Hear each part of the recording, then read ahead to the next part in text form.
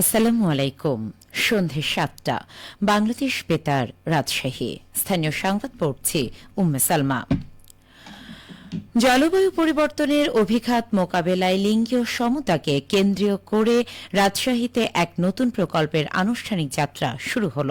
আজ সকালে জেলা প্রশাসকের কার্যালয়ের সম্মেলন কক্ষে gender equality transforms climate action শীর্ষক প্রকল্পের জেলা পর্যায়ে পরিচিতি সভা অনুষ্ঠিত হয়। এই উদ্যোগের লক্ষ্য হল জলবায়ু পরিবর্তন মোকাবেলার কার্যক্রমে নারীদের সক্রিয় অংশগ্রহণ নিশ্চিত করা, একটি টেকসই ও সমতাপূর্ণ সমাজ বিনির্মাণ করা। বেসরকারি সংস্থা ডাস্কো ফাউন্ডেশন এবং ওয়েব ফাউন্ডেশনের যৌথভাবে আয়োজিত প্রকল্পে আর্থিক ও কারিগরি সহায়তা দিচ্ছে বাংলাদেশস্থ সুইজারল্যান্ড দূতাবাস এবং গ্লোবাল অ্যাফেয়ার্স কানাডা।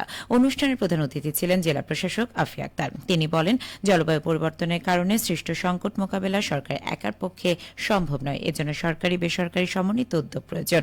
অনুষ্ঠানে বিশেষ অতিথি হিসেবে উপস্থিত ছিলেন রাজশাহীর অতিরিক্ত জেলা প্রশাসক মির্জা ইমাম উদ্দিন। নওগাঁর রানীনগরে জাতীয় মৎস্য সপ্তাহ পালন উপলক্ষে উপজেলা প্রশাসন ও মৎস্য অফিসের আয়োজনে পুরস্কার প্রদান ও আলোচনা সভা অনুষ্ঠিত হয়েছে।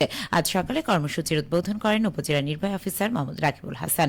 অনুষ্ঠানের শুরুতে উপজেলা পরিষদ চত্বর থেকে বর্ণাঢ্য র্যালি বের করা হয়। পরে উপজেলা পরিষদ অডিটোরিয়ামে আলোচনা সভায় বক্তাগণ মাছের উৎপাদন বৃদ্ধির মাধ্যমে বেকারত্ব দূরীকরণ, অর্থনৈতিক মুক্তি, খাদ্য পুষ্টি চাহিদা পূরণের উপর গুরুত্ব আরোপ করেন। অনুষ্ঠানের অংশ হিসেবে স্থানীয় সফল মৎস্যজীবী, মৎস্য চাষী, মৎস্য খাদ্য বিক্রেতা, মৎস্য হ্যাচারি মালিকদের মাঝে পুরস্কার প্রদান করা হয়। এই সময় উপজেলা মৎস্য কর্মকর্তা পলাশ চন্দ্র দেবনাথ, উপজেলা সমবায় কর্মকর্তা জাফরুল ইসলাম, উপজেলা মহিলা বিষয়ক কর্মকর্তা শাহিনা আক্তার, রানীনগর থানার ওসি আব্দুল হাফিজ মোহাম্মদ রায়হান, উপজেলা কৃষি সম্প্রসারণ কর্মকর্তা জাহিদুল ইসলাম বক্তব্য প্রদান করেন।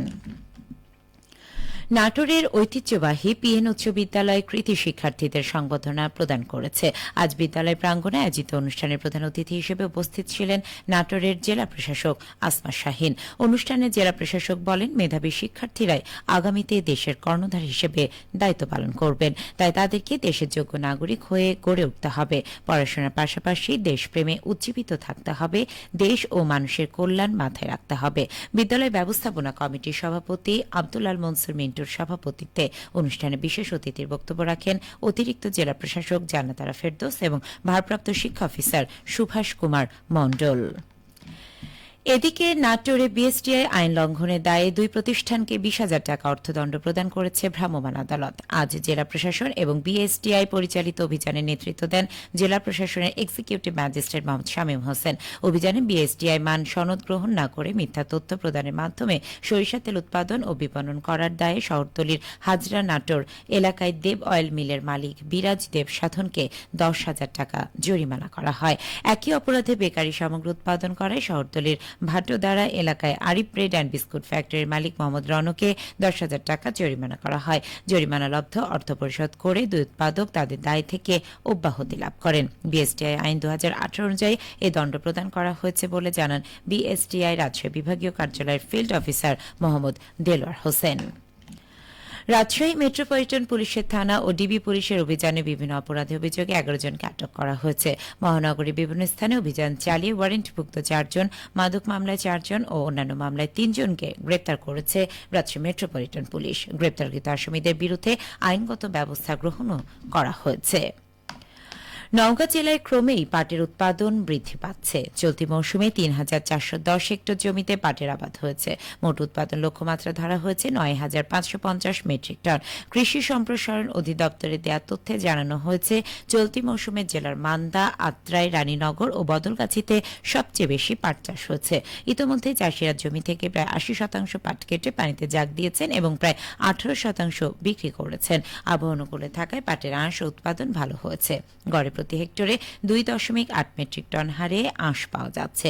জেলা কৃষি সম্প্রসারণ অধিদপ্তরের উপপরিচালক কৃষিবিদ আবুল কালাম আজাদ বলেন, দেশে ক্রমেই পাটের সুদিন ফিরতে শুরু করেছে।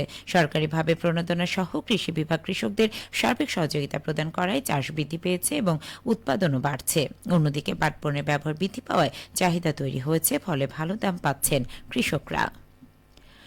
সবশেষে আবহাওয়া। আজ রাজশাহীতে সর্বোচ্চ তাপমাত্রা ছিল ৩৫.২ ডিগ্রি এবং সর্বনিম্ন ২৬.৫ ডিগ্রি সেলসিয়াস। সন্ধ্যে ৬টায় বাতাসে আপেক্ষিক আর্দ্রতার পরিমাণ ছিল ৭৩%। রাজশাহী পার্শ্ববর্তী এলাকায় আগামীকাল সূর্যোদয় ভোর ৫টা ৪১ মিনিটে। সংবাদ শেষ হলো। আমাদের পরবর্তী স্থানীয় সংবাদ প্রচারিত হবে আগামীকাল সকাল ৮টা ১০ মিনিটে।